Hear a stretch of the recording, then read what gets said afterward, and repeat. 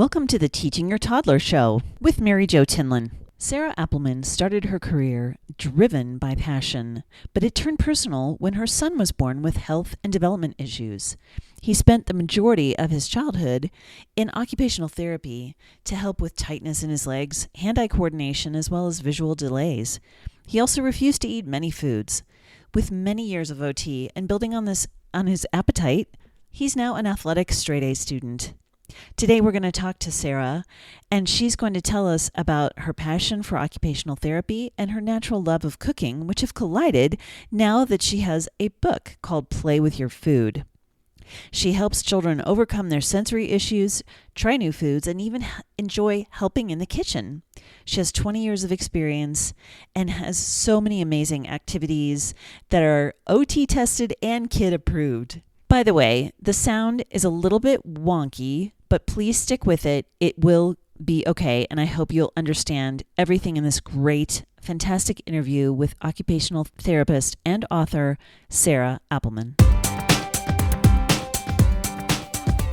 Hello, this is Mary Jo Tinlin from Teaching Your Toddler, and today we have a very special guest, Sarah Appleman, who is going to talk to us about picky eating and her book. Sarah, welcome to the show. Tell us a little bit about you and your background. Thank you so much for having me. Yes, I've been a pediatric occupational therapist for 21 years now, and not only did I, practice as a pediatric therapist, but I also have my children both have had, of course, sensory issues and, eating issues that I've had to address. So it's definitely hit home. How did that kind of become your area of focus? Was it because of your family involvement, or was that something that you were interested in before?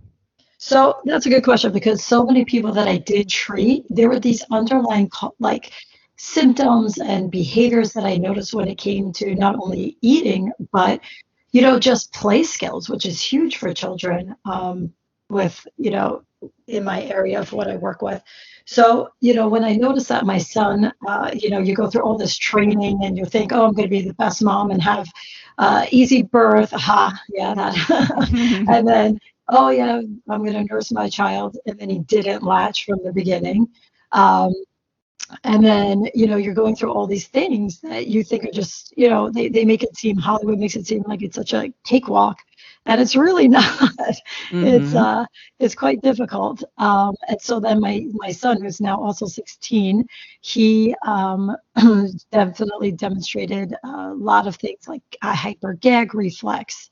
So he had food aversions. He had tactile sensitivity, not to wear certain clothing. So yeah, that definitely made me dive deeper into this topic.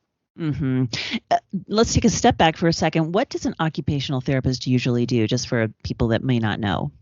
Okay, yeah, I mean, it's really funny because so many people that I have worked with or even family members, they're like, I don't get it. You work with kids, you're getting them jobs. And I'm like, no, that's not what an occupational therapist does. And the simplest way to put it is that we are providing them with the skills that they need for their job in life. And that's really it. So we address all the fine motor, handwriting, dressing, grooming, but there's always an overlap between physical therapy and occupational therapy, because people will be like, oh, do you do the same thing?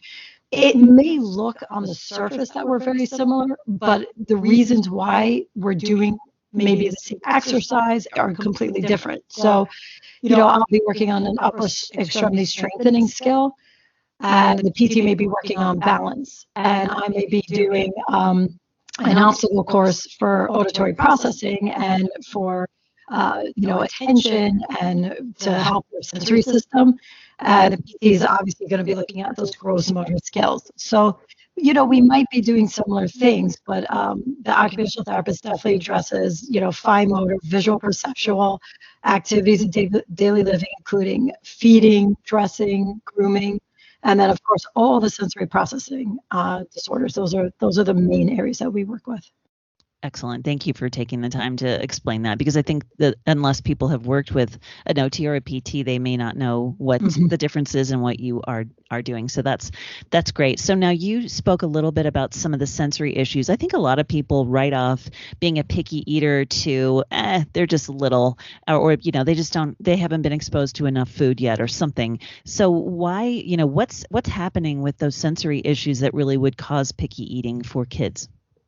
So, I mean, I always tell parents, we as humans have aversions. Maybe it's a certain perfume smell, maybe it's a vegetable that we don't like.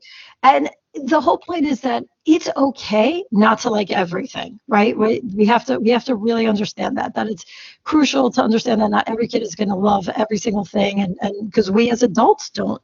The difference is whether that sensory processing disorder impacts on their daily performance so that it becomes a huge concern. So if a child can't sit still because the tag is bothering him and therefore he can now not pay attention in his classroom, or it's the brain is processing the information on their shirt as obnoxious, it's too much for them to handle, they're not going to be able to focus on anything else.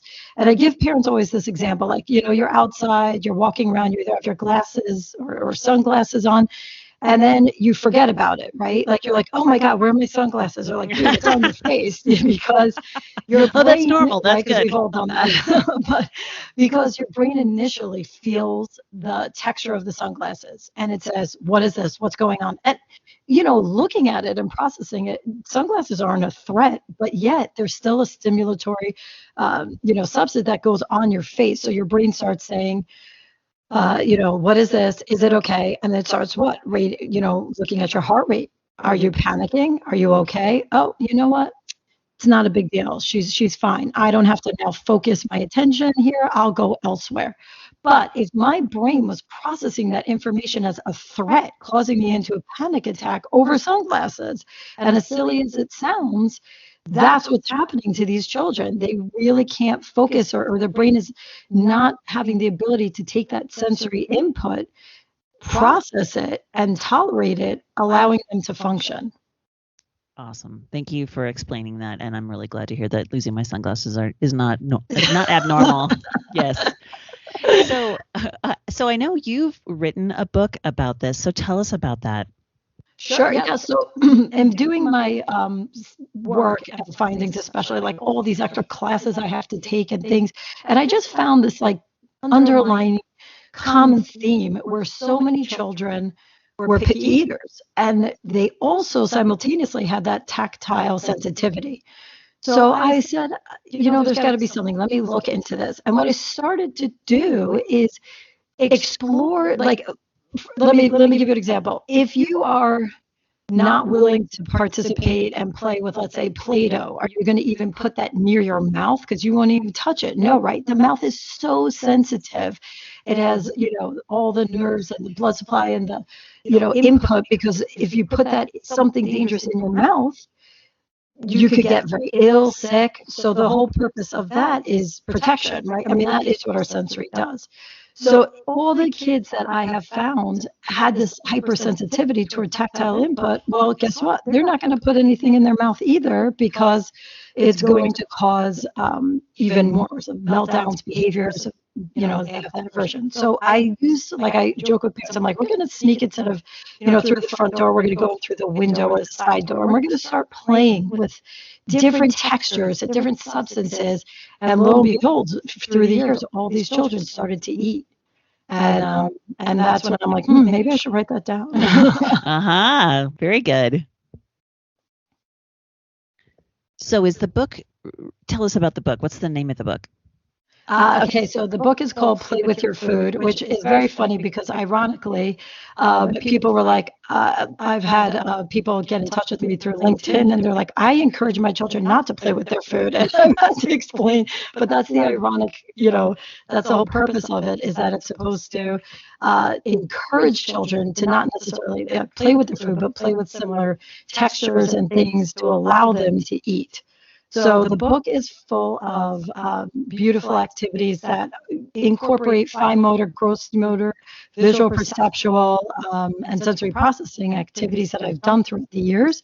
And then it also has simple recipes for them to partake in and help. And it ranges, I mean, people ask what the book is good for. I've had from 3 years old to 15, 16 years old. Just if they don't want to do the activity, they'll use the recipe. So it's been receiving really good feedback.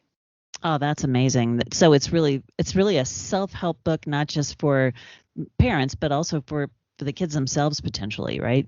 Yeah, I had, and one of the kids that I work with, he's diagnosed with autism and he's 2.5, and he has an older brother with a diagnosis of Asperger's. And the mom said he's not eating fruits, he's not eating vegetables. And we played one of the pre-skills in the book I have is a memory game. And if they win and they match, let's say, 2 strawberries, well, guess what? They won their strawberry. So now it's used as a positive enforcer instead of like, you have to eat that strawberry, right? So they win their strawberry, they eat it, and then they like it, and then they want to participate more. They feel a little bit more in control.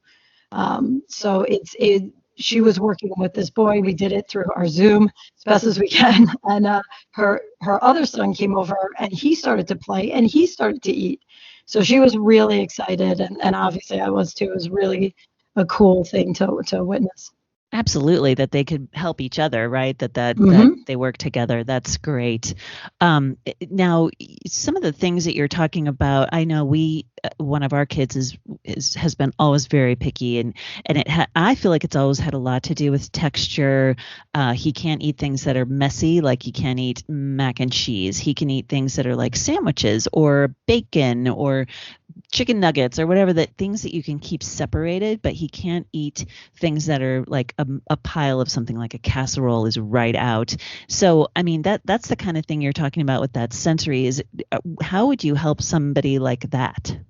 Okay, so one of the things, like because of all the new social media, and I'm not the best at it, but my 13-year-old daughter is definitely helping with like TikTok videos and things to teach. So one of the things I just did was demonstrating. I made out of peppers, carrots, celery, like a cute little train, and then I had the kids could pick what they want and dip it into the top of the pepper was full of different, whether it was ranch dressing, peanut butter. So I encourage people to try again to have control of that messy eating. So, rather than you just putting out a dip and all that stuff, make it in like a controlled way so that they could pick it up without having it drip down their arm. Stuff like that. But I definitely recommend, when I work with kids, I do messy play. So I start with like a dry rice, dry beans, and I have them playing and searching for puzzle pieces in it.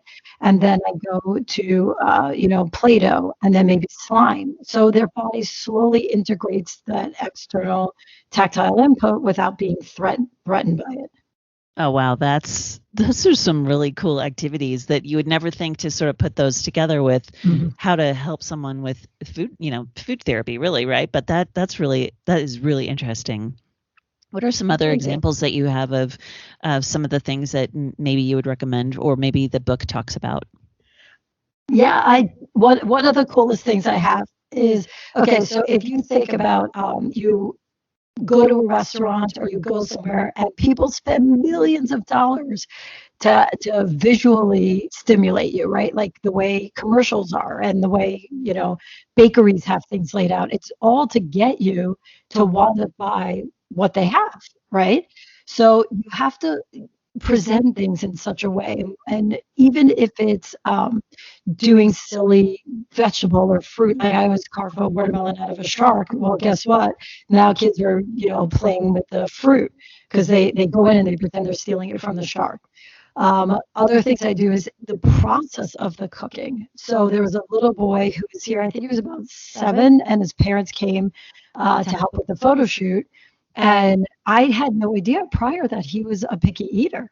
And what happened was he helped make, I believe it was a sloppy Joe, and I used like turkey meat. And so I said, just sweetie, you don't have to eat it. Just do me a favor and help me mix it. And so the process of cooking took 10 minutes. So he's adding spices and he's looking at it visually. He's smelling it through his nose. And then when we were done, we put it on like a baguette. And I said, can you just, pose holding it, see if it is. And guess between the cooking and the seeing and the smelling, he took a little bite and he ended up loving it that he ate the whole sandwich. And I Oh my received a gosh. text about 2 weeks later, like, "Hi, Miss Sarah, can you please give my mother the recipe?" Because he was using her phone. Yeah. It's like, "It's my new favorite Oh food." my And God. so the mom, we were all almost crying because it was like, first of all, it was like an 8-hour shoot of food. So I was already tired. But then, like, to end on that, like the photographer, the mother, me, we were all getting teary eyed because it was like such a remarkable and quick, you know, uh, success story. Oh my goodness. And just having that sort of that sensory investment beyond just the tasting, right? To see it and to Hmm. smell it. And I mean, bringing in all of that in his senses. Wow. It gives me goosebumps to think about how great that is for that boy, right? And for the parents too, because I know, again, being, parenting this picky eater, it's hard. It's frustrating. It's like, are they going to get enough nutrition? Are they going to, grow up and be strong? Like, oh, it's hard as parents. Yeah, we're always worrying, right? Like it's our role in life as worriers, and we think constantly about that. But I've told parents also to start. So if there are people like I have a lot of kids who gag with textures. So I say, Mhm. take their favorite thing and you put a blender and then you slowly increase the amount of, you know, thickness or whatever to help them. But other things when would get parents who are like, my kid really can't eat, but they like, let's say yogurt or this, I'm like, then make a health shake.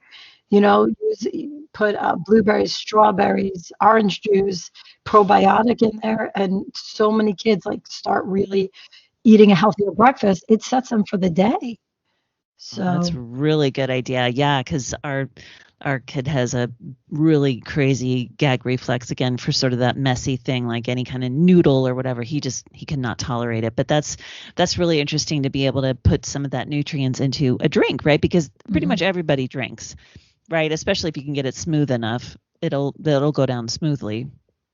Yeah.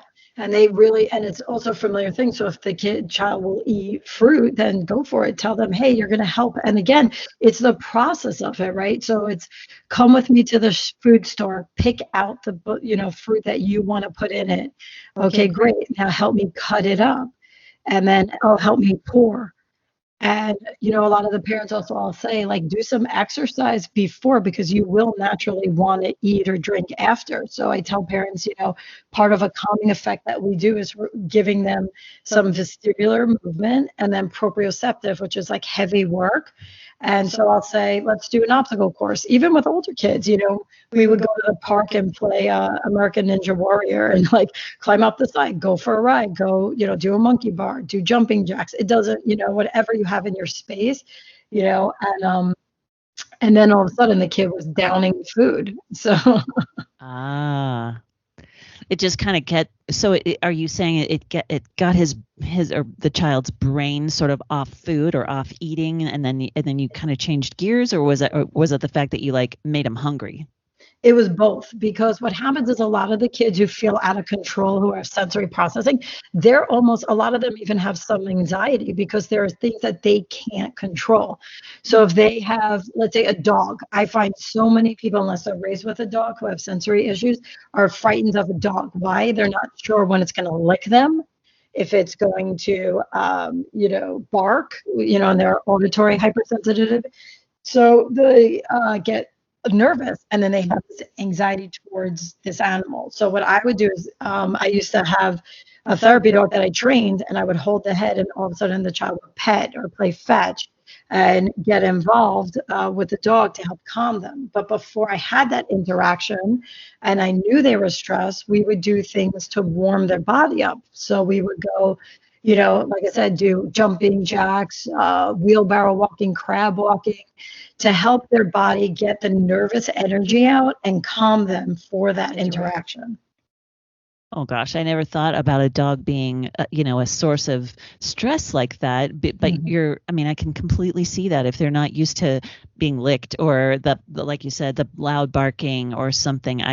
I've never put those together. Those are really interesting ways to kind of calm the kiddo down. Wow, that's really interesting. That's cool. I'm trying to think of what else. I mean, you've given so many great examples, and I think a lot of parents get so freaked out because it's dinner time. You have to eat, and some of the things you're describing are like, maybe not. We need to be a little bit more open to some creative ideas if you can see that your child is getting kind of stressed out about this. Exactly. And I think that's the whole thing is, we were all raised as you sit at the table, you get what you get, and you don't get upset, and or you don't get dinner, right? Right. Yes. So, now we're all trying to really understand, well, he's not being difficult. There's something that's causing him, this negative response. How can we address it and make it, instead of a stressful environment for parents and for children, how can we make this more of a happy memory building? And that's why, in the book, when it talks about it, the activities are really for, 3 to 7-year-olds or 8-year-olds. But the cooking and all the stuff that they could do. So like summer's awesome right now, and everybody loves the fresh fruit. So I showed making fruit kebabs, and that's just a fun way if you have different shapes that you use cookie cutters, and then all of a sudden, the kids helping to push. You're working on those fine motor, the eye-hand coordination, and then the hand strength of pushing in the actual cookie cutter. And then, everybody's enjoying it and eating it, and they make displays out of it for their picnics. And it's fun. And then they feel proud that they did something, So trying to get them to get involved in the cooking process and serving other people and, having a good interaction. Absolutely. I really like that. I wish I'd heard this like years ago, because I used to get so stressed out that I had to cook 2 different dinners, right? I did. I had to prepare 2 different meals for the rest of us, and then for our picky eater, and that bummed me out. But now, once I started to understand, he's not just trying to be difficult. It's just the way he is. It's the way his brain works. It's the way his senses work, and so then I guess I learned how to deal with it. But one of the things you've used a lot is that word control, right? And I could completely see that he needed that control in his eating, and for whatever reason, the way it manifested itself for him. So I think that's a really interesting point to bring home, like that you've said, the kids need to feel in control. And by doing that, like you were saying, go to the store, shopping, preparing for others, using those other emotions, I guess, to help with that. So, well, this is very fascinating. I think that I think that the audience is going to be really interested to hear all of the different things that could be going on with their children's brains that they may not have even considered that you're bringing up here. Well, thank you. Yeah, I'm happy to help. That's why I wrote it, as if I know I was struggling, and I kept hearing, just like you said, a lot of parents who have older kids have contacted me like, I wish I would have heard this when my child was younger. It would have helped. And so that's really what my purpose is to try to help as many parents as I can. That's why I'm doing these TikTok videos, and I just started other videos that are up on the playwithyourfoodbook.com. It's all free, so that I could help parents and kids, not have such a difficult time. I love that you're on TikTok. That's so cool. So yeah, I do the best I can. But well, I've actually been thinking about that for something else, which is kind of funny that you've said that. So I'm like, well, maybe I need to be considering this too. So, well, how else can people find you? How can we find the book, and how can we find out more from you? You were just talking about your resources. Tell the audience how they can locate all this. Yeah, sure.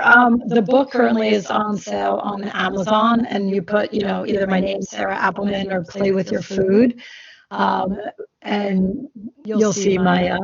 There's like 4 kids on the cover, super cute, that They were there. Two of them are mine, so they're really cute. And then the Instagram is Play With Your Food Book, and the website's playwithyourfoodbook.com. And TikTok, I think it's my name. I might have to look that up. Let me see. Hold on. I think it's my just Sarah Appleman maybe, but yeah, I need it. My daughter's the one who goes with that. Yeah, I know how that works. Yeah. So I put like really cute videos on that, but almost all of those also go straight to the Instagram, so that, if someone doesn't want TikTok, they could just do that. Excellent. Great. Well, I really appreciate it. This has been a pleasure. And again, I know these are very helpful and interesting information for folks. So thanks for joining us today, Sarah. It's been a pleasure to have you on the Teaching Your Toddler show. Thank you so much for having me. It was my pleasure. Thank you. This has been the Teaching Your Toddler podcast with Mary Jo Tinlin. Thank you so much for joining us today. I hope you'll find us on our website at www.teachingyourtoddler.com, as well as on Facebook at Teaching Your Toddler, on Instagram, and on Twitter at Teaching Toddler. So join us again, and I hope you have a wonderful week. Thank you so much.